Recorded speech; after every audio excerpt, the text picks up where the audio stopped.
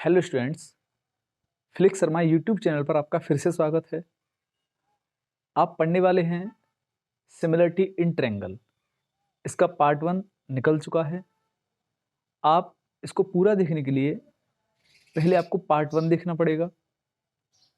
आज हम पार्ट 2 को शुरू करने वाले हैं, जिसमें सिमिलरिटी ऑफ ट्रायंगल से रिलेटेड कुछ कंसेप्ट जो थे वो छूट गए थे, या ये कह सकते हैं कि आज ये पूरा होने वाला है, तो ये पार्ट 2 में जाकर कंप्लीट हो जाएगा। चलिए शुरू करते हैं।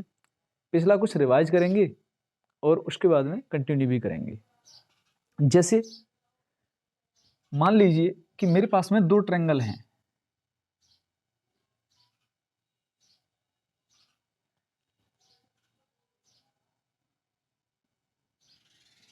एक ट्रायंगल है ए बी सी और दूसरा ट्रायंगल है पी क्यू आर।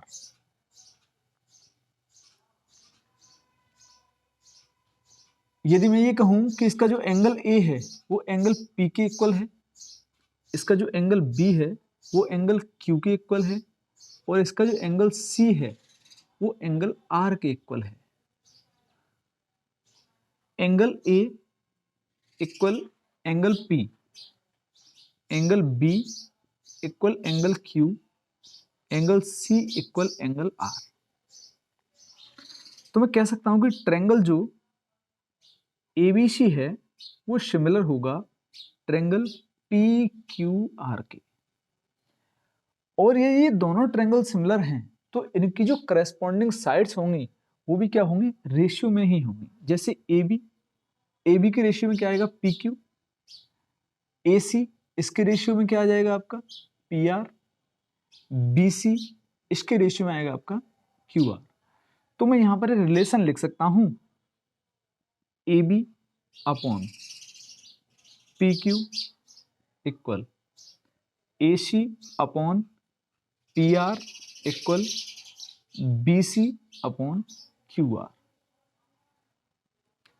अब एक छोटी सी लाइन है, मैं यहां पर इसको लिख रहा हूं, नोट इन सिमिलर ट्रायंगल।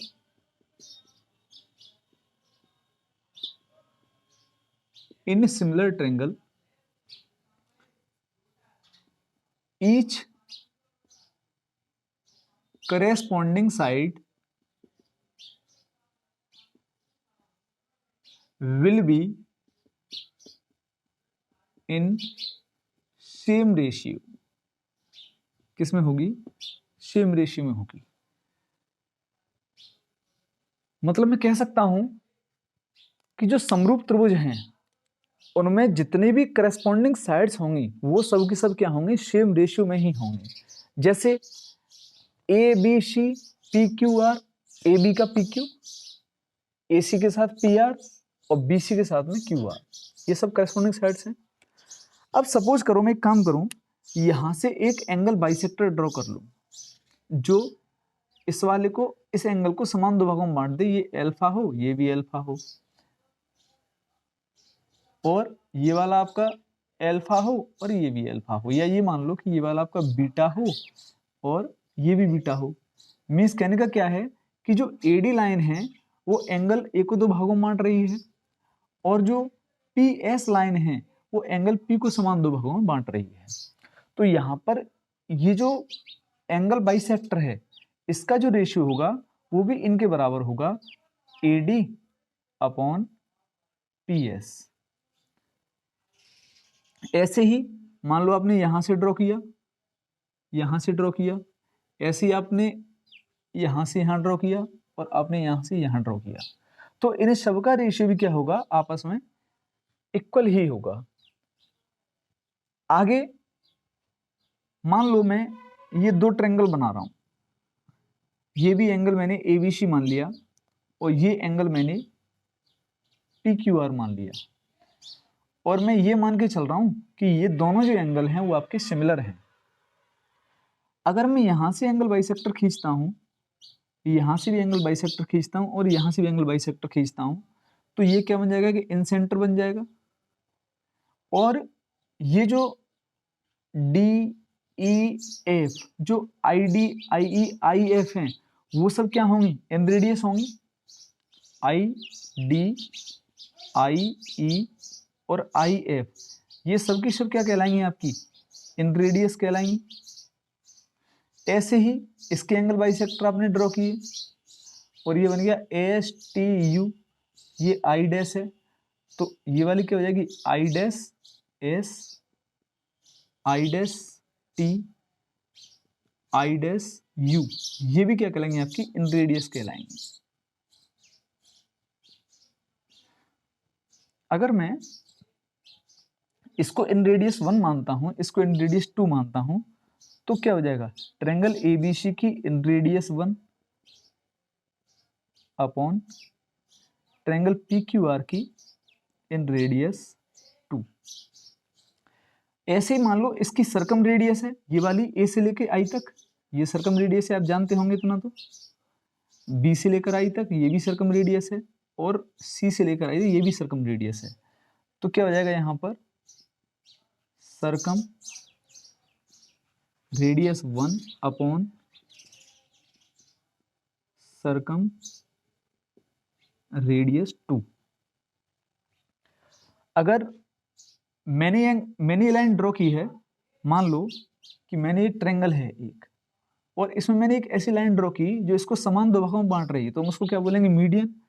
तो मान लो कि मैंने इस एबीसी में एक मीडियन ड्रॉ की और पीक्यूआर में मीडियन ड्रॉ की, तो यहां पर क्या हो जाएगा, मीडियन 1 अपॉन मीडियन 2। मीन्स आपको समझ में क्या आया कि यदि दो ट्रायंगल सिमिलर हैं तो उनमें जितनी भी करस्पॉन्डिंग साइड्स होंगी वो सब की सब क्या होंगी, सेम रेशियो में ही होंगी। चाहे वो एंगल बाइसेक्टर हो, चाहे वो एल्टीट्यूड हो, चाहे वो परपेंडिकुलर हो, चाहे मीडियन हो, चाहे सरकम रेडियस हो, चाहे इन रेडियस हो, चाहे इनकी हाइट वगैरह हो। जैसे मान लो ये वाली हाइट मान ली आपने h1 और ये वाली मान ली आपने h2, तो हम क्या लिख सकते हैं यहाँ पर, h1 अपॉन h2। बोलो, ऐसे ही ये वाली हाइट इसके साथ में ये वाली आ जाएगी, और ये वाली हाइट इसके साथ में आपकी ये वाली हाइट आ जाएगी। ठीक है ना, आप इसको नोट कर सकते हैं। अगर आपको कुछ भी समझ में नहीं आता है तो आप वीडियो को फिर से बैक में जाइए और उसको रिपीट करके देखिए, आपको सब समझ में आएगा। लेकिन इसको पूरा समझने के लिए आपको इसका पार्ट 1 देखना काफी जरूरी है।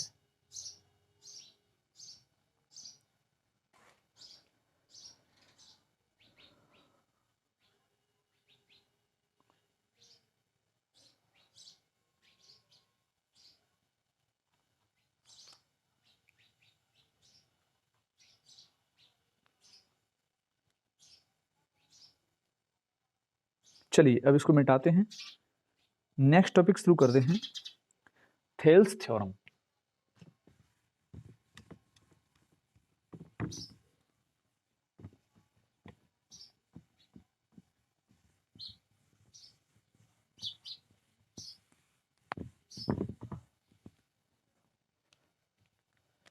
नेक्स्ट है आपका थेल्स थ्योरम।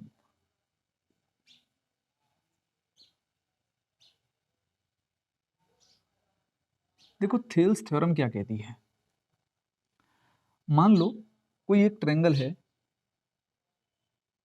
ए बी और सी, एक कोई ट्रायंगल है ए बी सी, इसमें बीसी के पैरेलल एक साइड मैंने ड्रॉ कर दी डी और ई, इसमें बीसी के पैरेलल एक साइड मैंने ड्रॉ कर दी डी और ई।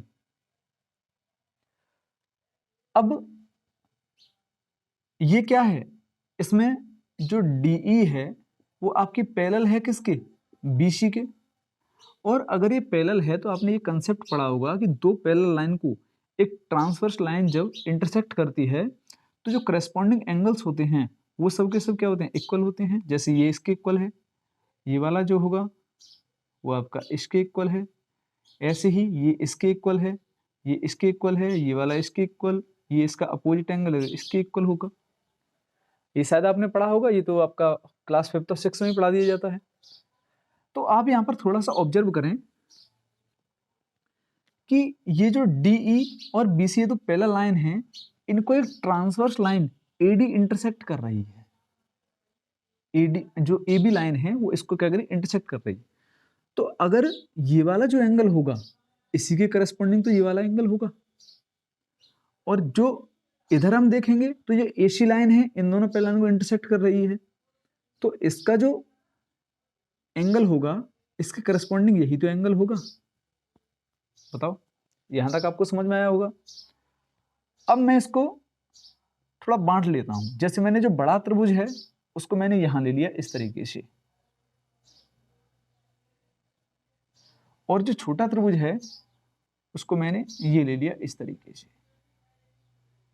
ये है आपका A B C और ये है आपका A D E। ये दोनों त्रिभुज आ गए, A B C ये रहा, A D E आपका ये रहा।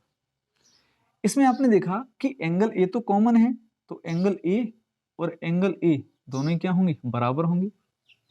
एंगल A बराबर है किसके, एंगल A के, इन दोनों में। जो एंगल B है ये वाला, ये D के इक्वल है, तो एंगल B D के इक्वल। जो एंगल C है वो आपका एंगल E के इक्वल है, तो एंगल C इक्वल है किसका, एंगल E के। किसी ट्रायंगल में, ये दो ट्रायंगल हैं, उनमें उनके अगर तीनों एंगल बराबर हैं तो वो ट्रायंगल कैसे हो जाएंगे, similar. Triangle ABC similar triangle ADE, यही तो हो गया। और अगर ये दोनों ट्रायंगल सिमिलर हो गए तो अब हम क्या लिख सकते हैं, तो हम लिख सकते हैं AB upon AD equal AC upon AE equal BC upon D। तो हमारा ये रिलेशन निकल के आया कि AB upon AD, AC upon AE और BC अपॉन D। मैं एक बार रिपीट कर रहा हूं फिर से। जब मैंने दोनों ट्रायंगल को सिमिलर किया तो सभी की सभी करस्पॉन्डिंग साइडें क्या हो गई, इक्वल हो गई रेशियो में आकर। तो अब मैं क्या लिख सकता हूं कि बड़े वाले ट्रायंगल का AB अपॉन छोटे वाले ट्रायंगल का AD बराबर होगा बड़े वाले ट्रायंगल का AC अपॉन छोटे वाले ट्रायंगल का AE बराबर होगा बड़े वाले ट्रायंगल का BC अपॉन छोटे वाले ट्रायंगल का DE। ये तीनों आपस में कैसे हो जाएंगे, इक्वल हो जाएंगे। अब इसको आप नोट कर लेना। आगे बढ़ते हैं। हमारा ये रिलेशन निकल के आया था। अब मैं क्या करता हूं कि मैं यहां लिखता हूं AB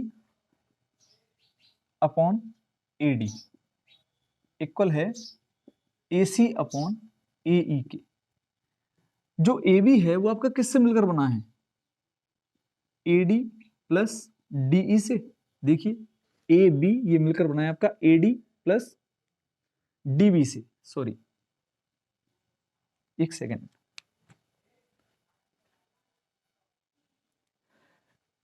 ये आपका किससे मिलकर बना है, जो AB है वो AD प्लस BD से अपॉन में तो AD है ही इक्वल जो AC है वो किसके मिलकर बना है आपका AE प्लस EC से, और अपॉन में आपका AE तो है ही। आप इसके जो डिनोमिनेटर हैं, इसके जो हर हैं उनको अलग अलग कर लीजिए।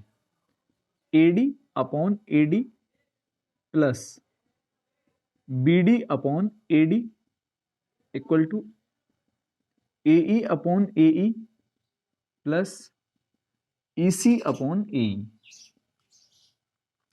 AD से AD कैंसिल हो गया, AE से AE कैंसिल हो गया, 1 plus BD upon AD equal to 1 plus EC upon AE। इससे ये कैंसिल आउट हो गया तो क्या बचा, BD upon AD equal EC upon AE। आपका ये नया रिलेशन बनकर तैयार हो गया। एक आपका ये भी रिलेशन है, आप इसको भी यूज कर सकते हैं। अब इसमें नया रिलेशन क्या हुआ कि पहले आपको क्या करना पड़ रहा था कि आप AB अपॉन AD कर रहे थे, यानी पूरे का ले रहे थे, फिर आधा ले रहे थे, फिर यहां भी पूरा ले रहे थे, फिर इस वाले भाग को ले रहे थे। अब आप क्या ये भी कर सकते हैं कि BD ये वाला upon AD equal EC upon AE। आप इस तरीके से भी इसको यूज कर सकते हैं। यही है आपकी थेल्स थ्योरम। इस पर बेस काफी सारे क्वेश्चंस आते हैं, आप इसको समझ सकते हैं और इन पर बेस जितने भी क्वेश्चन हैं आप उनको आसानी से सॉल्व भी कर सकते हैं।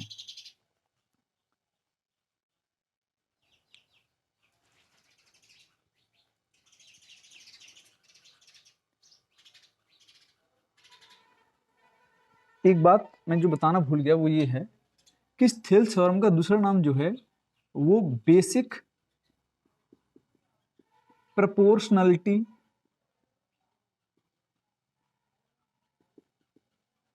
थ्योरम भी है, जिसको आप शॉर्ट में बीपीटी के नाम से जानेंगे। आप कई जगह पर सुनेंगे बीपीटी का मीन्स क्या होता है, तो इसका नाम है बेसिक प्रोपोर्शनलिटी थ्योरम। इसे ही बोलते हैं हम थेल्स थ्योरम। इसको मिटाते हैं, नेक्स्ट शुरू करते हैं।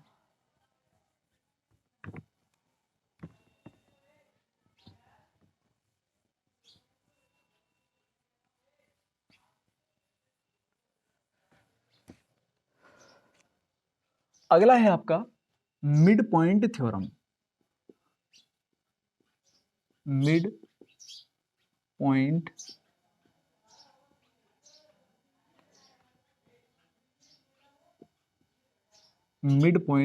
थ्योरम, मध्य बिंदु प्रमेय। हिंदी में इसको बोलते हैं, मैं वैसे हिंदी में बोल भी देता हूं, मध्य बिंदु प्रमेय। देखिए, जैसे ये एक ट्रायंगल है, ये एक ट्रायंगल है ए बी सी। मैं क्या कर रहा हूं कि इसमें बीसी के पैरेलल में एक कोई लाइन ड्रॉ कर रहा हूं इस ट्रायंगल में, जो कि ए बी और ए सी दोनों को मिड पॉइंट पर इंटरसेक्ट करती है। जैसे मैंने एक लाइन ड्रॉ की डी और ई। अब ये लाइन क्या कर रही है कि ये बीसी के तो क्या है, पैरेलल है, और ए बी और एसी दोनों को बराबर भागों में बांट रही है। मींस ये अगर इसकी लंबाई x है तो ये भी लंबाई इसकी क्या हो जाएगी, x ही हो जाएगी। अगर ये लंबाई इसकी x है तो ये लंबाई भी इसकी क्या हो जाएगी, x ही हो जाएगी। अब अगर ये x है, ये x है, तो ये ओवरऑल टोटल कितनी हो गई आपकी, 2x ही तो हो गई। अगर ये x है, ये भी x है, तो ये भी ओवरऑल कितनी होगी आपकी, 2x ही तो हो गई। BC और DE ये दोनों कैसी लाइनें हैं, पैरेलल लाइन है, और पैरेलल लाइन है तो ये वाला एंगल इसके इक्वल होगा क्योंकि करस्पॉन्डिंग एंगल है, ये वाला एंगल इसके इक्वल होगा क्योंकि ये भी करस्पॉन्डिंग एंगल है। अगर आप ये नहीं समझ पा रहे हैं कैसे है, तो जस्ट इससे पहले मैंने जो थेल्स थ्योरम बताई है आपको, उसमें मैंने प्रूव करवाया है कैसे होगा। तो अगर ये करस्पॉन्डिंग एंगल्स हैं तो ट्रायंगल ABC सिमिलर होगा किसके, ट्रायंगल ADE के। तो अगर ये दोनों ट्रायंगल कैसे सिमिलर हैं तो मैं लिख सकता हूं AB upon AD equal AC upon AE equal BC upon DE। यही तो होगा। अब देखिए AB कितना है, AB पूरा 2x है, और आपका AD कितना है, आपका केवल x है। तो मैं अगर इससे इसको ब्रेक करूंगा तो रेशियो क्या निकल आएगा, 2:1 ही तो आएगा। जब मैं इस रिलेशन को उठाऊंगा यहां से तो ये बन जाएगा BC upon DE equal to 2/1। तो BC इक्वल टू क्या हो जाएगा, 2DE बोलो, और DE इक्वल टू क्या हो जाएगा, BC/2। ये आपका रिलेशन बनकर तैयार हो जाएगा। मीन्स आपको क्या समझ में आया, मिड पॉइंट थ्योरम में मीन्स ऐसी कोई लाइन जो बेस के पैरेलल है और जो बची हुई दो साइड हैं अगर उनको बाइसेक्ट करती है, आधा आधा करती है, दो भागों में बांट देती है, तो इन दोनों में जो रिलेशन होगा वो ये होगा कि जो DE है वो BC का ठीक आधा होगी। अगर आपसे ये कहा जा रहा है कि ये जो DE है वो मिड पॉइंट पर ब्रेक करती है और ये BC के पैरेलल है, तो आप तुरंत समझ जाओगे कि जो लंबाई BC की है D उसके ठीक आधा है। मान लो कि जो BC है उसकी लंबाई 22 है, तो DE की लंबाई क्या हो जाएगी 22/2। ये है आपके मध्य बिंदु प्रमेय। और सिमिलरिटी ऑफ ट्रायंगल का जो चैप्टर था वो आपका हो जाएगा यहाँ पर फिनिश। अब इससे आगे हम नेक्स्ट वीडियो में जो पढ़ेंगे,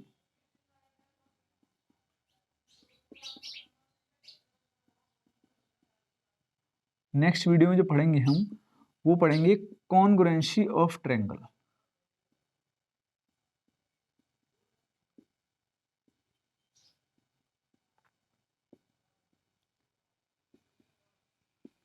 आप सिमिलरिटी से रिलेटेड जितने भी क्वेश्चन हैं आप उन सभी क्वेश्चनों को कर सकते हैं।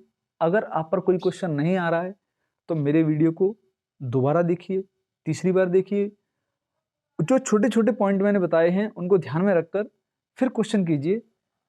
मैं श्योर हूं कि आप क्वेश्चन जरूर कर पाएंगे। मेरे चैनल पर विजिट करने के लिए धन्यवाद। अगर आपको ये वीडियो अच्छा लगता है तो आप लाइक करें और चैनल को सब्सक्राइब भी करें।